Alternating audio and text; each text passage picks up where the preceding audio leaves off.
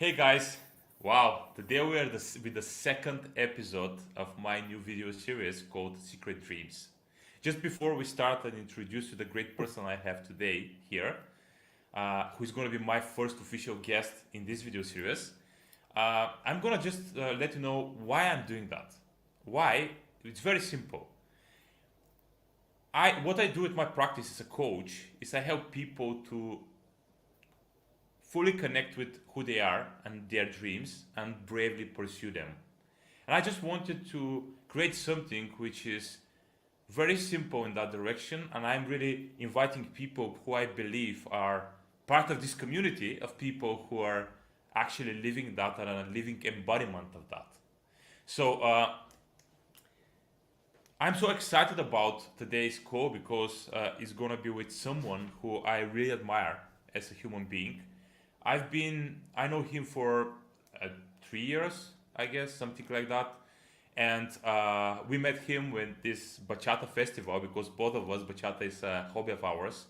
And and immediately I felt connection to this person. I didn't know why at the beginning, of course, because we didn't know each other, but later I understood why. And the reasons for that are numerous, but I'm gonna share just some of them. Is because this is one of the most, deep people I know. He's very deep. At the same time, he's very funny.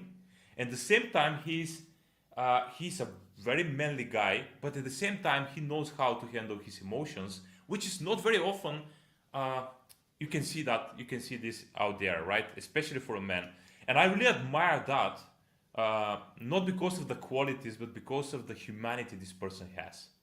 And when I was thinking I'm gonna invite for this video series, honestly, that was the first person which came to my mind, and that's why I invited him first, of course.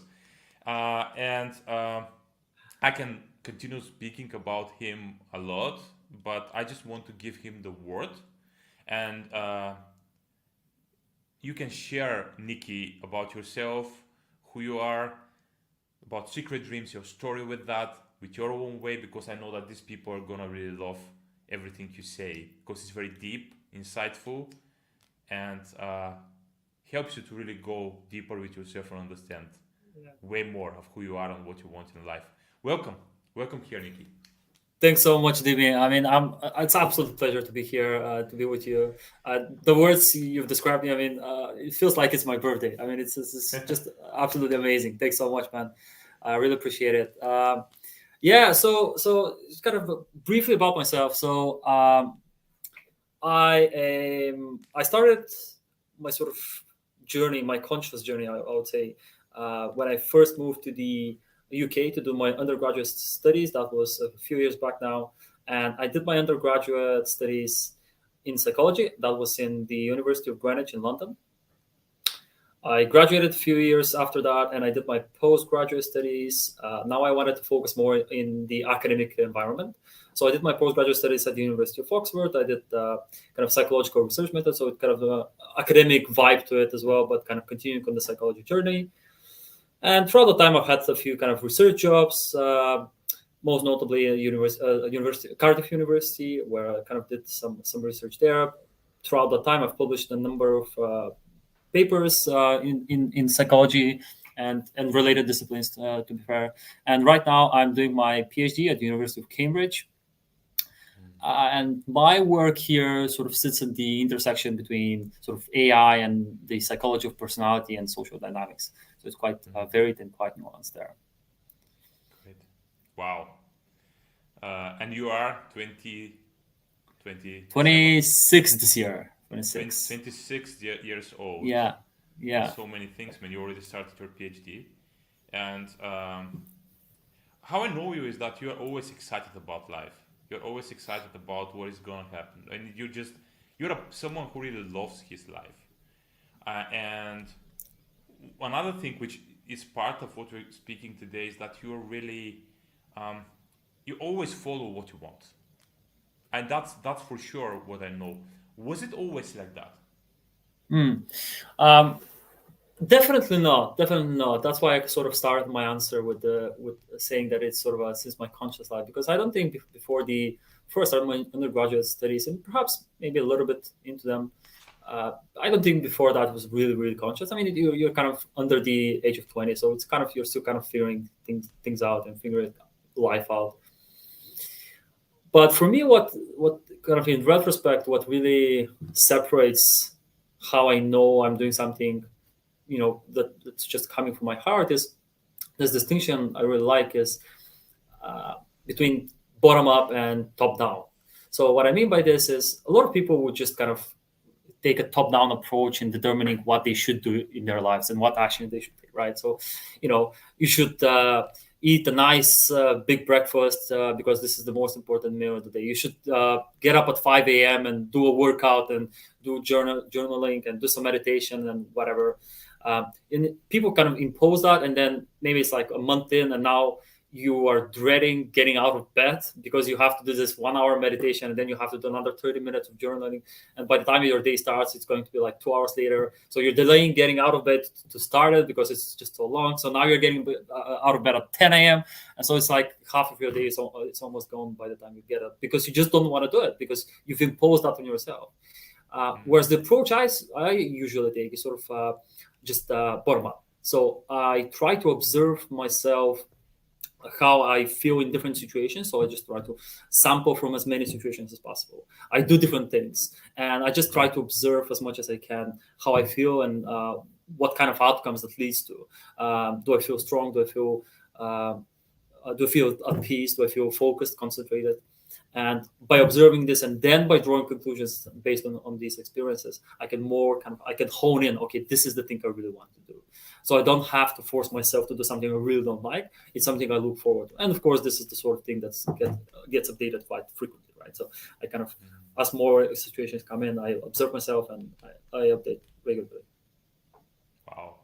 Yeah. And that's a great way to approach yourself when you observe yourself and not trying to prove something or trying to be approved by other people or society which said how the thing should be, right? Yeah. I love this distinction between should and I want to, I should and I want to, just by changing the language. I've noticed for myself, but just changing the language of how actually you describe what you do. Because I don't know if you heard, but some people use a lot of the word should. Always. Yeah. And that shows how actually they approach themselves. And I think that's one of the way, I guess, you are observing yourself, what kind of words you use, how you actually describe yourself on your experience and stuff. And that helps you to change it. It sounds simple, but it's not easy, I guess. And I know that because I'm doing that all the time as well. But so is there something specific which happened in your life that you decided or to do that? Was it some specific event? Was it something, because we know that, I mean, in general, people are, to make a big change in their life, they either have to have a really big pain, something really painful for them, or the other thing is they are so inspired and connected to something that they are moving and making the changes, because change always needs a struggle in a way when you start make the change in some way. But tell me, was it one or the other for you, or both? Yeah. I don't know. Yeah, I think it was more of the latter. Sort of, I was kind of drawn into the world I'm in right now. I can probably, kind of looking back, I can probably point to maybe one or two situations that sort of happened. But I think it's sort of me trying to rationalize that, right? I don't think it's necessary, those things. I think there were just events that happened that kind of unlocked something that I had deep down inside myself. And trust me, I've asked that my question a lot. Is this sort of the thing I really want to do with my life? Is this the best way I can live my life? And I've tried to ask myself, okay, if I were to start from scratch right now, from zero, and go in a completely different direction from what I'm doing right now, what would I do? And why am I not doing that? And when I ask it in this way, I just never figured out something else that I would rather do. Just something that was always missing. There are a couple of elements in that life that I've kind of pursued for myself that just sort of it's just a perfect combination for what I want to do. And how exactly these kind of values and interests are expressed in the future, that might change, but I'm fine with that, as long as it's a sort of a very conscious change. But I've never found something that kind of draws me more. This concoction of interest is very well expressed in what I do and what I'm pursuing, and I absolutely love that. That's how I kind of figured it out. And I love something you say right now, because I'm going to tell you what is that. It's many people believe that something big needs to happen in order to for you to start doing the things you want to do. But in your case, it seems that it was not something big. It was just maybe the development, maybe the evolution in you, maybe it was the change of the environment when you went to the UK, whatever. But it was not like, even though that's not a very small change, but again, it's not like something really big. And people, because when people believe that, they how to say, they say things like, ah, nothing happens in my life, there is no way to do it and stuff. But it's not. You just live your life. And what I can hear from you is you are just following your life path. And at some point, this life path appeared like that. And I think that's the thing here. You don't need to stop, but just moving towards it, it just appears, right? Yep. Maybe you are not seeing it. And I love this metaphor that life is like a mist, that you're always seeing 1 meter ahead, and then after you go after this meter, you see the next one. And it seems to me that your life was something like that, at least so far with what you're explaining to me. You have it absolutely right. This is exactly what happened. It took years for me to figure out, okay, this is actually really what I want to do. But that was only possible in retrospect. There was absolutely no way I would do it in prospectively. I just kind of followed, back to what I was saying before, is I just sort of followed my heart, or I kind of approached life as bottom up. And even back then, that was not fleshed out. When I was like 16, 17, 18, when I was trying to figure out what I want to do with my life, that kind of language, the framework, was not fleshed out in my mind. I just sort of, okay, this is, I opened this book and it's like, I don't think I was ever an avid reader back in high school, but there was just some books that I would pick up and I would catch myself like, I'm absolutely engrossed in those books. I can't just put them down. So I just kept reading and reading those books, and I was like, oh my God, this is so fascinating. I want to learn more. And I kept doing more, and I kept looking for more information. So it was like I was pulled into that direction, and it was only many years later that I was like, oh, this is really cool. This is exactly what I would do. This is why it happened. So yeah, that's absolutely right. Keep walking. I think that's kind of something we can just keep walking and following. And I guess the more you keep walking, the more you start sensing, the more you yourself, and using the bottom up approach, you're way more in tune with yourself right now. Yeah, that's very important. And one topic we touched upon before in the pre-conversation we did was motivation. And you said several things about motivation and some people about deadlines and stuff. And I just wanted to briefly maybe share some ideas around that, because a lot of people say, I know what I want, but I don't have motivation to do it. Yeah, motivation is a finicky concept. I really, you will not be always motivated. I think there's a quote that's attributed to something, I don't know, but motivation is really finicky. It's very hard to kind of rely on it. Definitely very hard to rely on it, and I think it's quite misunderstood. You shouldn't be waiting. Sort of. Perhaps you shouldn't be. Maybe you're the kind of person who should be waiting for motivation. But the key for me here is, whether you should rely on motivation or whatever else it is. I think it's very important to try to sample from as many opportunities as possible, as many actions as possible, to learn more about how other people approach things. And when you have that sort of wide database of experiences and just frameworks for life and ways to approach life, once you have this kind of huge database, you can now see, okay, you have all of this information. So now you have to decide which direction you should go. And it's sort of, there is something that kind of pulls you into one as opposed to all of the other possibilities. So you kind of figure that one out as you go. Of course, to figure out exactly which one to pursue, you have to be, you have to know yourself a little bit. You have to be a little bit introspective to kind of be able to distinguish the cues that your body and your mind are giving you, to be able to make that sort of bottom-up choice again, bottom-up decision, to be able to use that information in a sensible way, and that these signals that are coming through from your mind and body should be reliable. So you should kind of build those skills as well. But once you have this kind of large database and you kind of put in one direction, now you can start really building out your life. Because I mean, these are the simplest examples I can think of. For some people, when they kind of engage their work, for them, what really works is to have some sort of an externally imposed deadline. So somebody tells them, okay, now I want you to, like next week, I want you to finish this presentation and to have whatever this report ready by Friday, and that's perfectly fine. If that works for you, just work with your colleagues, work with whoever, and just make sure that this is the process you've set up for yourself.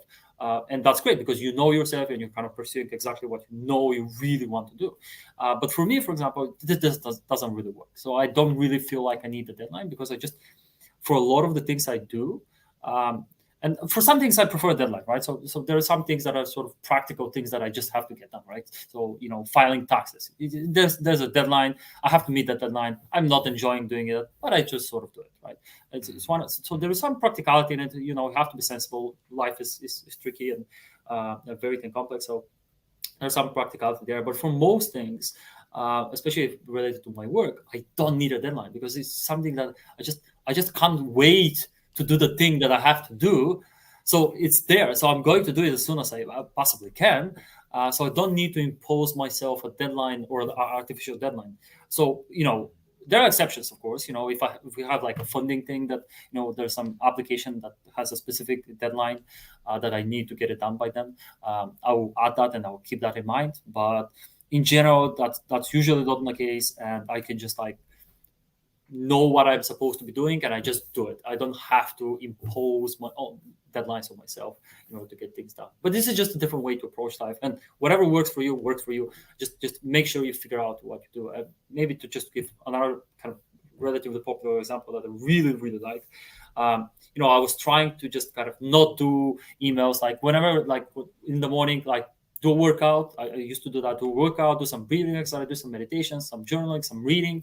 And that would take like an hour and a half. And at some point, I think I was listening to some podcasts or stuff like that, people just kind of describing their morning routine. I was like, the guy was like, yeah, I love to do emails in the morning. I was like, nobody says that. Like, I've never read that. And I was like, huh. And he was explaining his reasoning. I tried it out. It really worked for me. So right now what I do is I don't do any of these. Like, I do a minimal kind of morning routine. And I just try to get to my work desk, get on with work as soon as possible.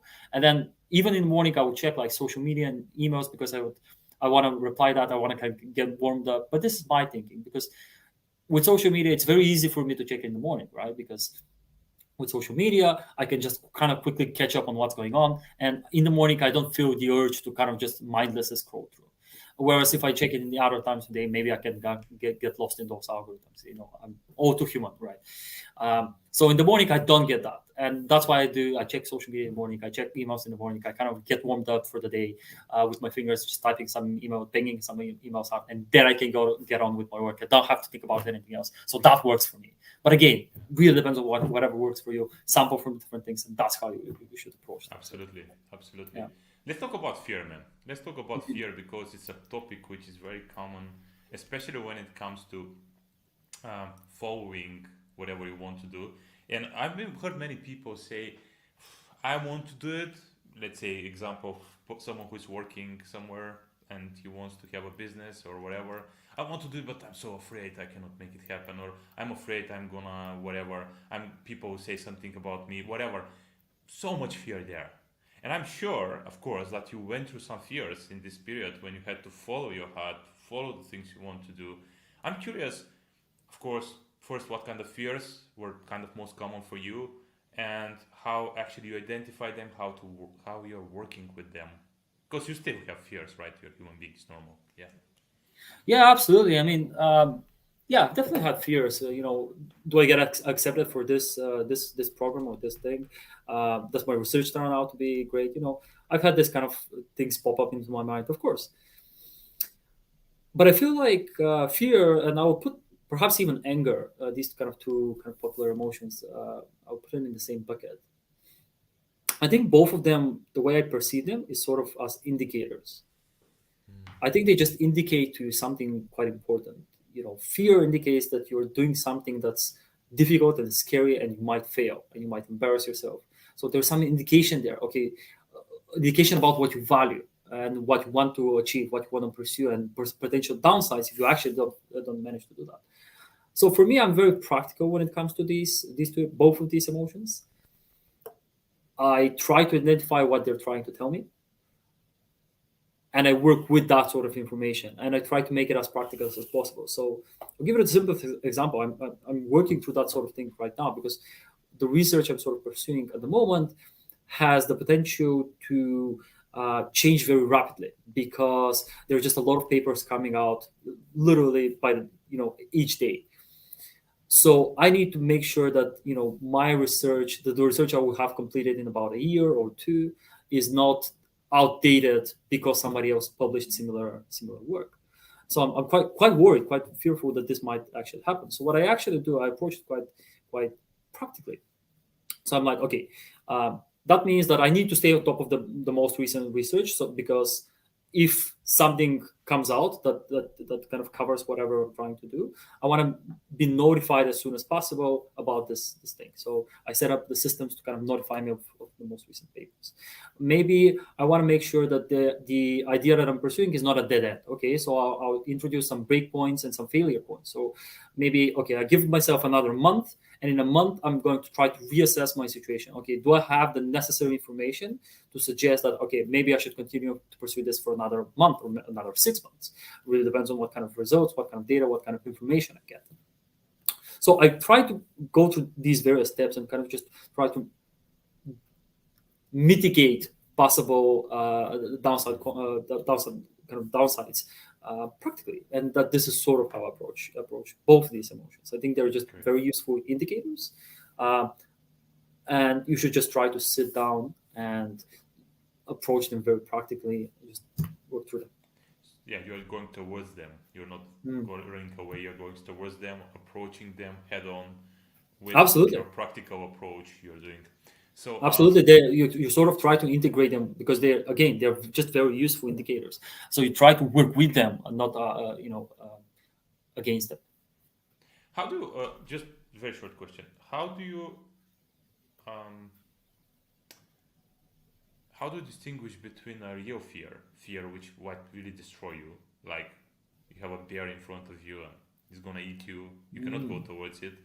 I guess if you try practically to do something with it, I don't know if it's gonna work.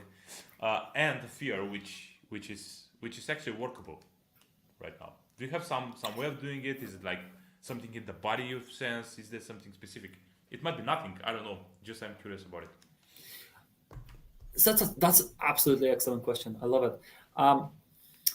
I would say the one that's usually workable is the fear that you experience when it's half 11 p.m. You're just about to go to bed, and there is Okay. something that just keeps creeping in your mind and makes you feel like you should watch TV, check social media, or do something else. That thing that creeps in just before you fall asleep, just as you go to bed and shut everything down and there's no distractions, that's a fear that's workable, that you should definitely do something about. And the one that's more practical, like the bear scenario, that's probably kind of very acute. And the bear, you're not going to think about the bear in 2 weeks, or even if you think about it as a thing that happened, it's not going to have that emotion. It's not going to make you sweat. And I kid you not, I mean, I've had fears. So personally, I've had fears where I would literally just read something, and it would make my palms sweat, my heart race, just because it triggers something deeper in me. So that's the thing you should definitely work with. Yes. So tell me about self-doubt, man. You're not. I mean, apparently from the side, I don't see you. You have like so much self-doubt when you do things, at least that's my impression. I've spoken a lot about this, about confidence with you and stuff. Yeah. But tell me, how do you approach self doubt when it comes? And because I've noticed that self doubt, it is, I think, the biggest killer of people following what they want, because just self doubt is staying there and saying that you can't do it, you can't handle it, Yeah. you Yeah. know. So do you have that? And if you have it, how are you dealing with that as well? Yeah. Excellent. Yeah, self doubt is interesting. I mean, different people might even have different kind of definitions of self doubt. So, it's always tricky to be exactly sure what you or I mean when we say self doubt. So, perhaps a useful kind of framework that I'm using to define different concepts like that is usually okay. Let's just try to agree or to define different extreme cases. When is it that and everyone can do that for themselves, right? This is just a personal example. So when do I feel that I have the most self doubt? What is the extreme case where I really doubt myself? That's usually when I start something new. So, you know, um, when I was starting to, you mentioned at the beginning that we meant when I was starting when we're dancing bachata, which is a social dance. Um, and when I was starting to learn this dancing style, I had very high self doubt. I really wasn't sure what I was doing, what I was supposed to do. So I was really doubting myself. So whenever I start something, and the other extreme would be okay, at what kind of dimensions do I have the least self doubt? Okay, this would probably be something like something related to my work, perhaps something related to nowadays it's something related to bachata as well, because it's been a few years now. So for me, I don't doubt myself when I have very solid evidence that I can do the thing that I'm trying to do. And I think there was a great quote. I'm probably going to butcher the quote from memory, but it's something like, "You do not beat your self doubt by shouting affirmations in the mirror. You overcome your self doubt by outworking by outworking your self doubt." So you have to have a mountain of evidence that you are better, you are the person who you're trying to be, that you're better than that's sort of self doubt induced self. So for me, it's having that evidence, kind of putting in that work, using actions to really show you that you are the person who you're trying to be. And again, this comes back to this approach I mentioned, bottom up versus top down, which is, again, I'm trying to use actions to show myself, to build myself, prove that I am the person who I'm trying to be, and there is no reason for that self doubt, and that self doubt just dissipates when I try to do that, when I approach this. And there is, even in psychotherapy, there is a very kind of popular approach, cognitive behavioral therapy, which again tries to do exactly that. It tries to teach people the practical ways they can go about life, which then help them they use the body to guide the mind, because it's very hard to use the mind to direct the mind. You should probably use the body. And this is exactly how I approach it as well. When I have self-doubt or even fear or anger, I try to use the body to guide me to exactly what I need to do. Yeah, thank you, man. Thank you. That's really helpful. I'm sure that people are going to be interested to try out this practicality. So far in the conversation, I would say that it's a very practical conversation we have with you, Yeah. when people can truly use that in their life. Simple things they can start using when it comes to the hardest things they are facing. And now is the time to finish the conversation with the last topic we have on question, whatever you want to say it is. If there is a one key for you, you can share with people, which might help someone to really connect and follow their dreams bravely, what would be that? Yeah, that's a tall order. A single thing to make you the person that you really want to be. It is tricky to point to one thing, and I can of course get away with an answer that introduces, oh, maybe this or maybe that, and there is no one single solution. It really depends. But I don't think. I'll be a little bit more bold than that. I would say it's the thing that sort of underlies this entire conversation that we've had today, and I think that's something like introspection. or reflection, being reflective, self-reflection. Being introspective really helps you develop all of the other skills, because once you know how to get answers from yourself, which is really a difficult skill, you can, the world is your oyster. You can go in any direction you want. All of the other answers just fall into place as long as you can ask the right questions to yourself and then get the answer by just constantly looking inward. Is this the thing I really want to be doing? Am I doing the right thing? Is this how I should be approaching this situation? The moment you ask yourself these things honestly and learn how to answer them deeply from your heart by looking inwards, by being self-reflective, I think all of the other pieces just fall into place. Thank you, man. Thank you. Just a little bit of clarity around that. Do you do that daily or weekly for yourself? Do you do it by journaling with it, just walking around and thinking about it? How do you actually do that? Amazing. Yeah, I love the practicality of it as well, right? Because just saying that you should be more introspective doesn't quite do it. So for me personally, what I like to do is I found that I've tried to do it daily, so some sort of journaling every day. That doesn't quite work for me. It's just a bit too intense, and sometimes I really don't have much. Like not much has happened, so maybe like it's not that useful.